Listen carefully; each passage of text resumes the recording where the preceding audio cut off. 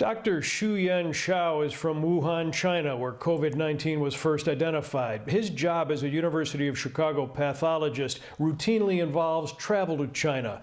But when he was there in January of last year, the pandemic was just blossoming, and Dr. Shao found himself on a medical and personal journey that is yet to end. We have been really nonstop. It is heartache that hasn't stopped for more than a year as the world still tries to cope with COVID-19. I think that's a problem. The I-Team tonight revisiting Dr. Shao outside his lab at University of Chicago Medicine. He arrived back here from his most recent trip to Wuhan late last year and is planning to go back again in May. He was here in Wuhan on a UFC lecture and research tour when the COVID-19 outbreak was beginning to take hold.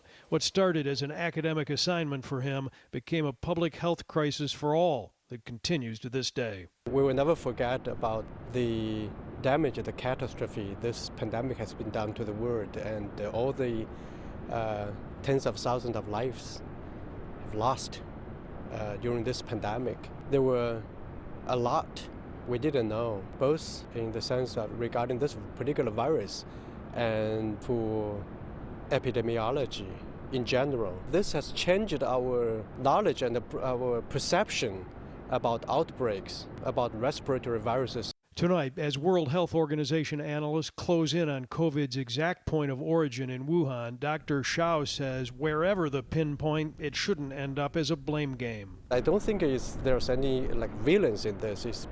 I think it's mainly because of lack of knowledge that we simply didn't know a lot. That said, we still don't know a lot about the virus, about the future. From a man who has devoted his life to studying how diseases occur, that may be the most unsettling revelation. When we talked a year ago and you sat down and looked at projections and numbers and things like, did you imagine a scenario where there could be this many deaths and infections in the U.S.?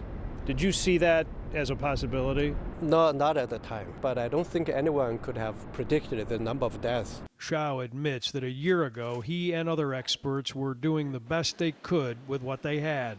I gave you a timeline, which obviously is way off retrospectively. Now we know exactly how many people have been infected. At least in the U.S., we know the exact case fatality is about 1.6%. That means for 100 people who are infected, about 1 or 2 people would die of the disease. Is the United States better situated, in your view, to deal with the next one? I think in general, our society have developed to the point that we can deal with these things better and better.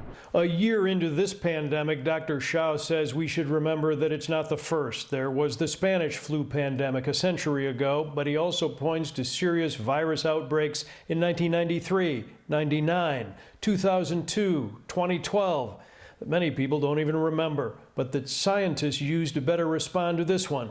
His parting words, we shouldn't lose hope.